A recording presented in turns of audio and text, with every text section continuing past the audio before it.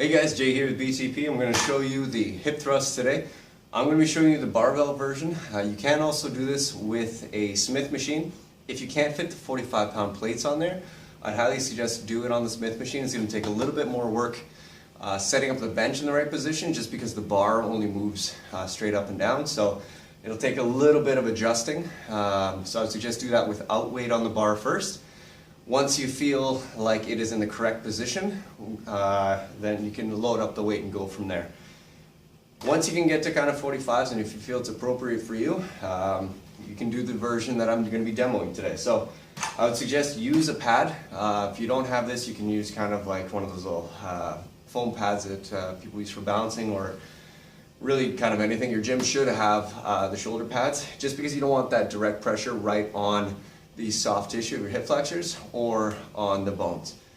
Where you're going to be setting the bar is if you're sitting down, you have this little pocket right at your hips, right below in this position, your ASIS. So those are the two bones that stick out.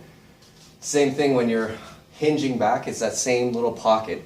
Our goal is to set the bar there, not higher. If it's above, we're going to be putting that direct pressure on the spine, because when you're in this position, right, if I'm going to be pushing down above my hips, I'm going to be pushing it into the soft tissue and into my spine. You don't want that. So get the bar placed in the right position.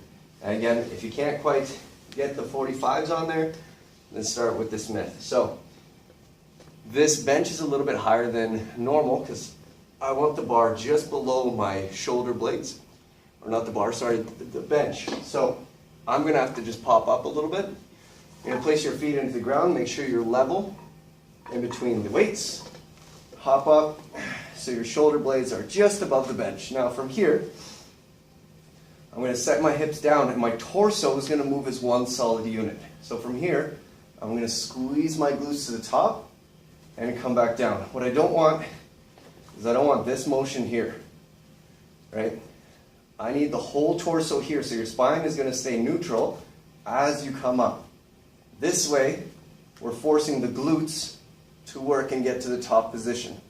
Now, if you only get half range, what I would suggest is drop the weight or possibly go to another exercise, because a lot of the work for the glutes is happening from the midpoint to that top position here.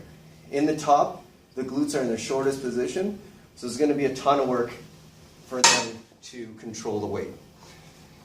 So you can do it this way, you can do it also with a band underneath you, but that's basically it, right? So you want to make sure you're hinging from the hips, your chin stays tucked through the movement, your feet stay flat. There's a couple different cues you can think of. Either think of drive through the glutes, you can think of bringing the knees forward. I've had that work for some people, especially for people that are having a bit of a hard time activating the glutes more so than the quads. So when you're in that bottom position, right, what I'm going to think of is driving my knees forward as my hips come up, right, rather than launching myself back. So I'm sending my knees forward as my glutes squeeze to bring the bar up, and then come back down. And again, come up, back down, up, and up. When you get to the top, you want to feel your glutes working. So you can even hold it here for a few seconds and then come back down. Come up, come back down. Okay? So those are hip thrusts with the barbell.